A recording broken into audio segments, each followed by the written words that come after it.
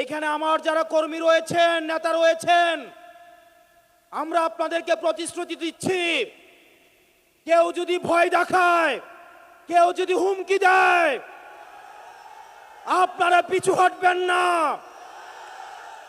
আমরা জানি এলাকায় এলাকায় আপনাদেরকে বাধা দেওয়া হচ্ছে, এনসিপির কর্মীদেরকে বাধা দেওয়া হচ্ছে।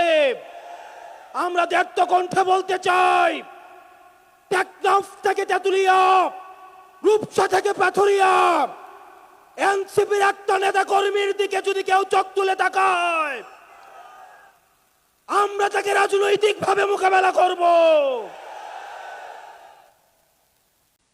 প্রিয় এনসিপির কর্মী এবং সহযোদ্ধারা, পরবর্তীতে আমাদের আহ্বায়ক এবং সদস্য সচিব প্রয়োজনীয় দিক নির্দেশনা দিবেন।